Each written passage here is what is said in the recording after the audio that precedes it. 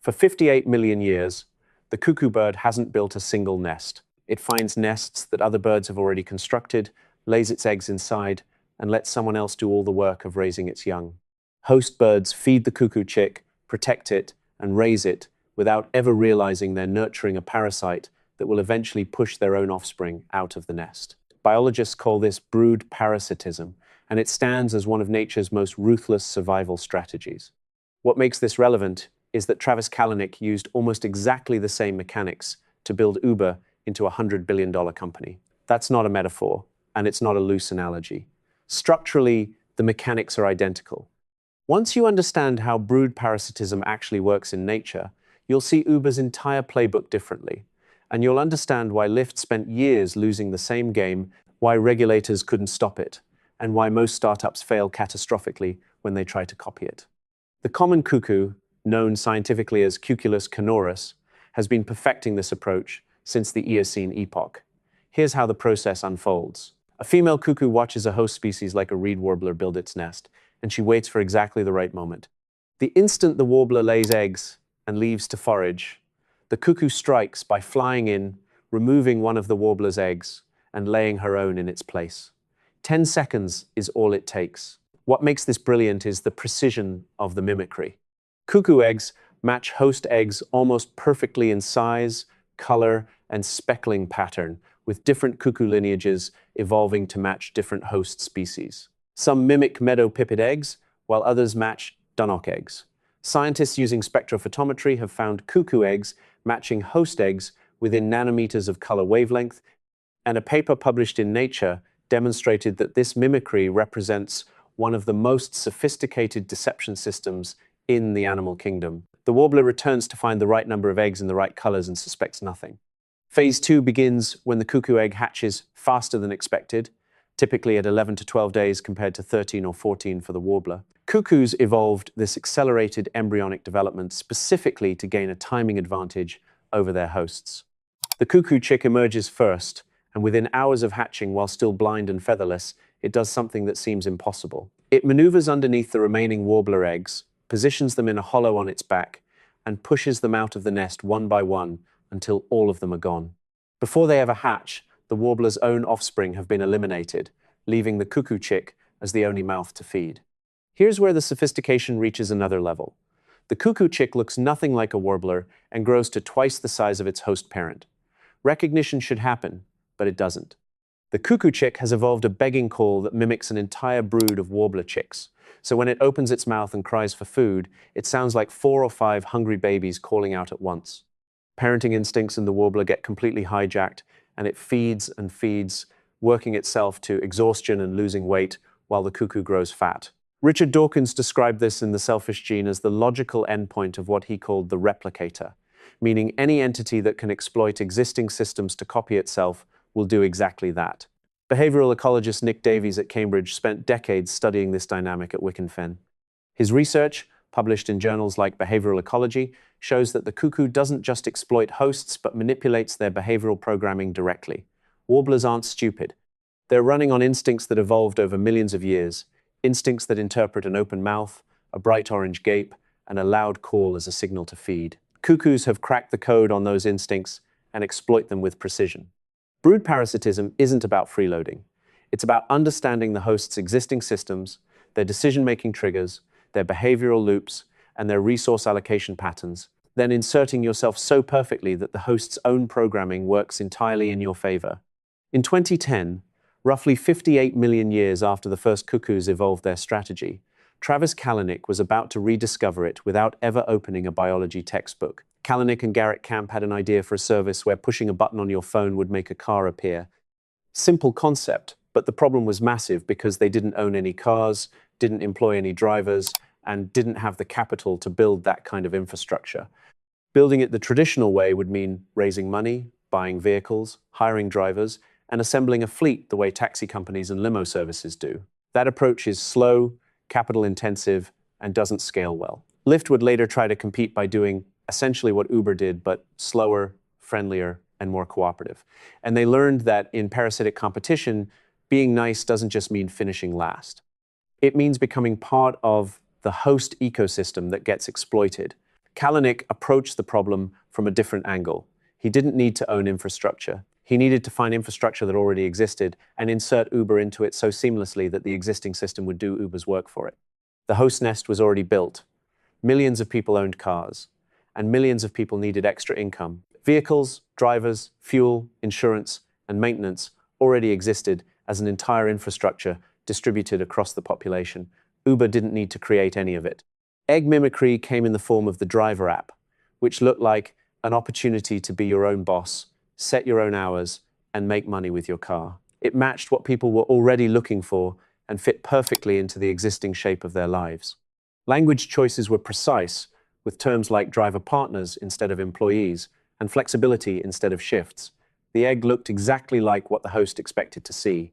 Accelerated development showed up in Uber's aggressive launch strategy of moving into cities fast, recruiting drivers fast, and building supply before regulators could respond. The cuckoo egg hatches first, and by the time the host realizes what's happening, the parasite is already established.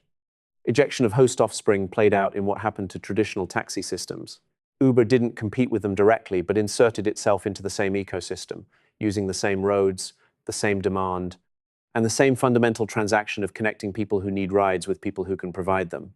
Operating on the host's existing infrastructure with none of the overhead meant Uber could undercut prices. Taxi companies burdened by medallion systems, fleet maintenance, and regulatory compliance couldn't keep up. Medallion values in New York collapsed from over $1 million to under $200,000. Drivers who'd mortgaged their futures for those medallions found themselves pushed out of the nest. The supernormal stimulus, that begging call that hijacks host instincts, came from surge pricing combined with gamification.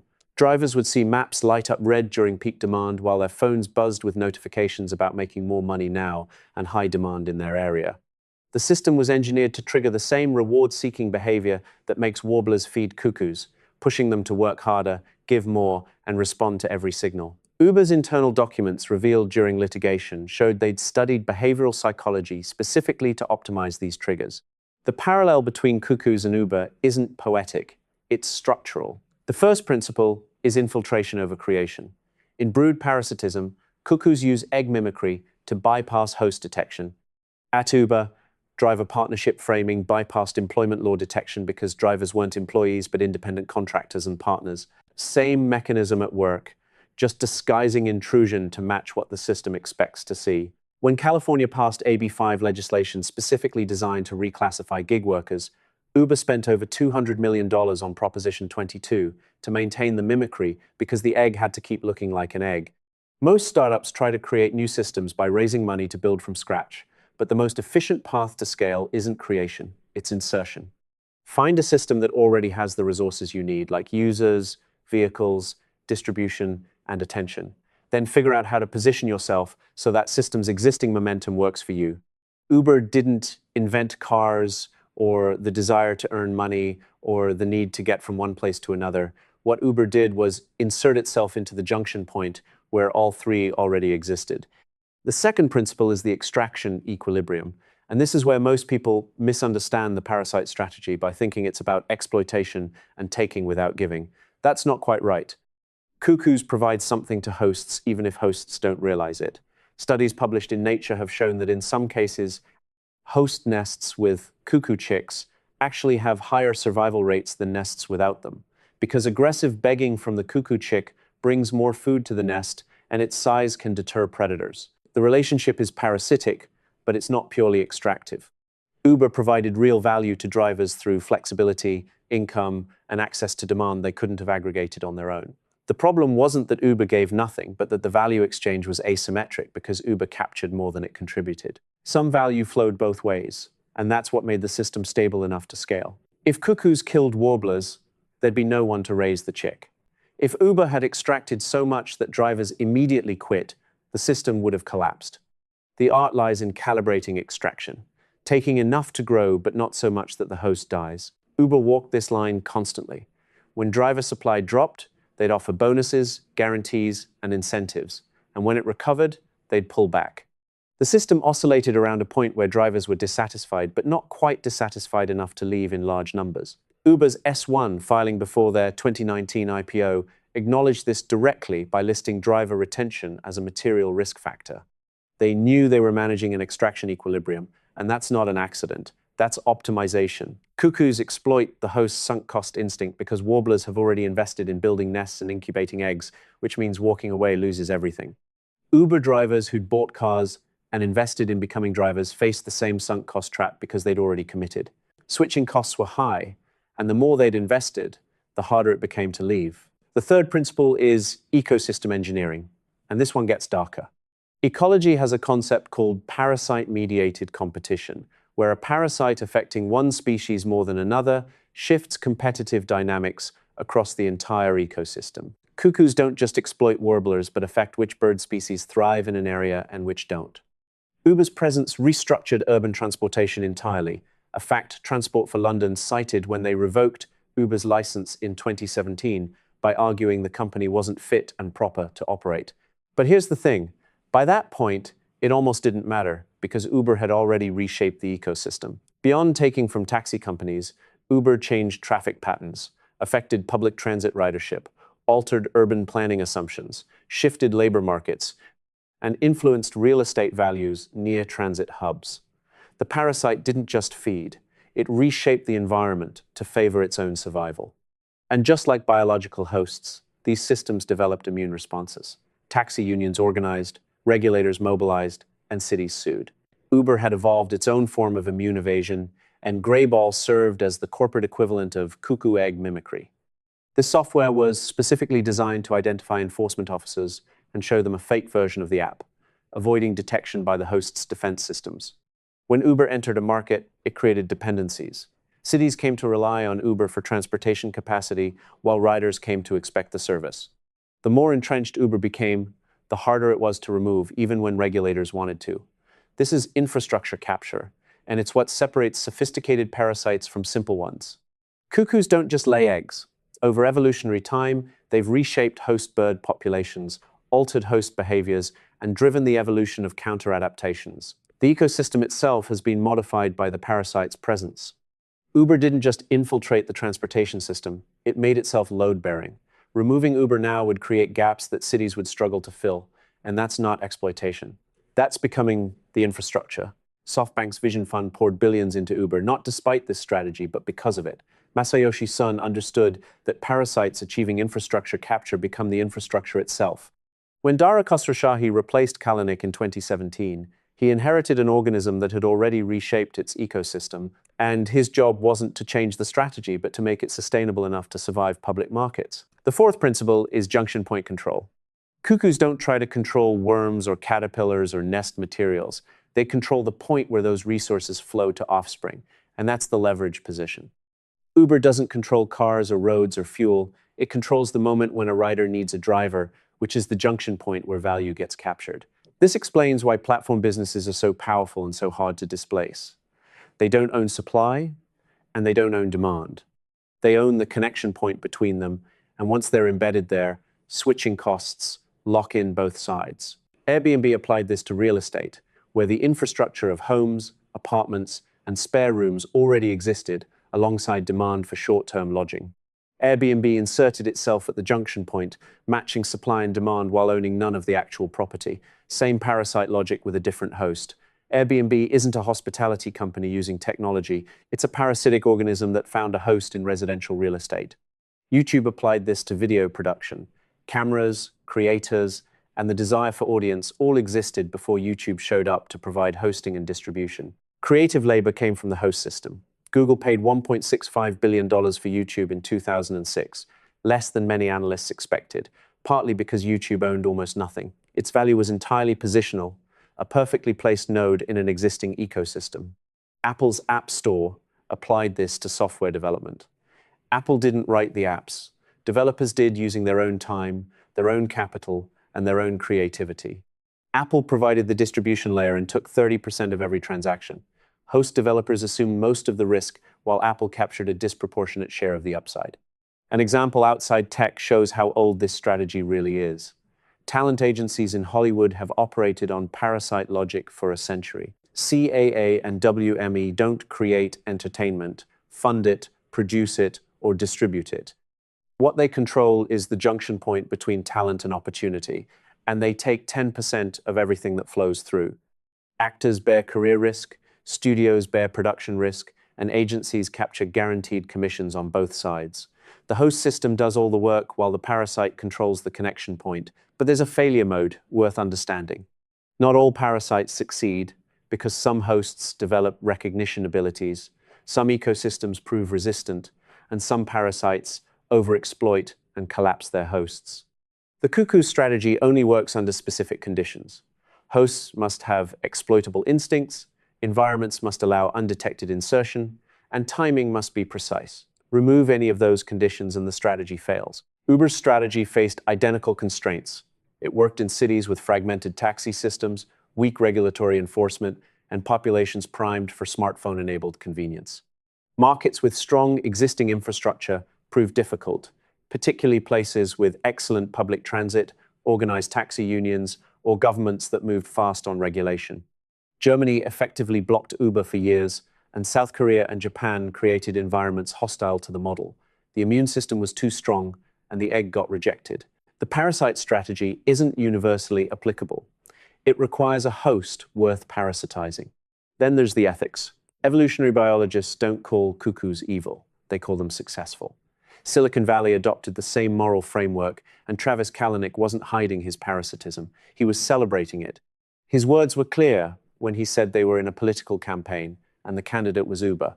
The host was the entire regulatory system.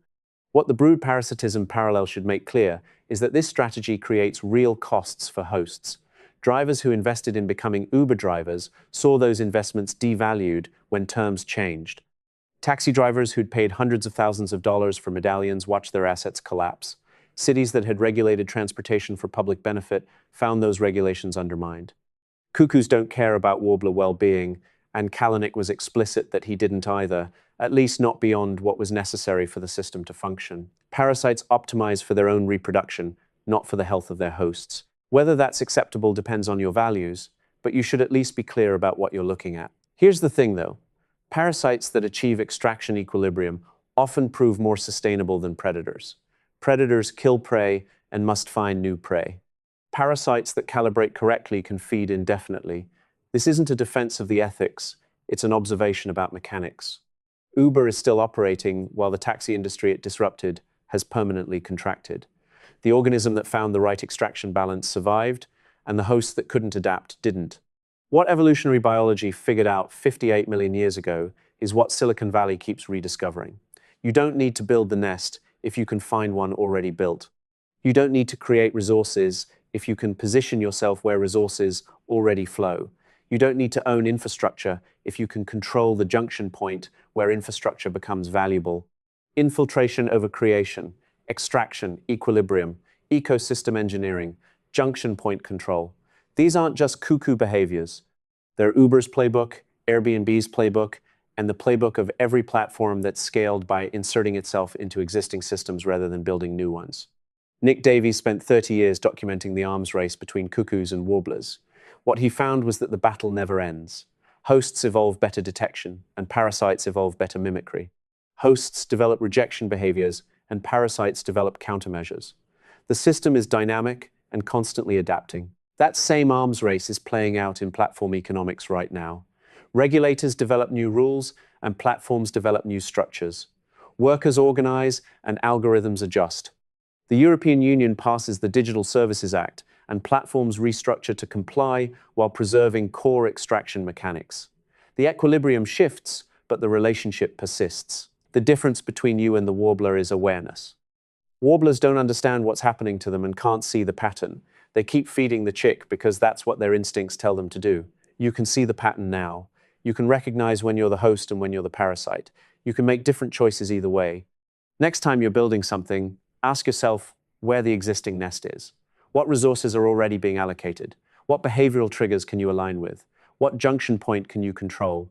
And next time you're participating in a platform, whether you're driving for one, selling through one, or creating for one, ask yourself what the actual value exchange looks like. Who owns the junction point? What's the extraction ratio? Are you the warbler? The cuckoo and the warbler.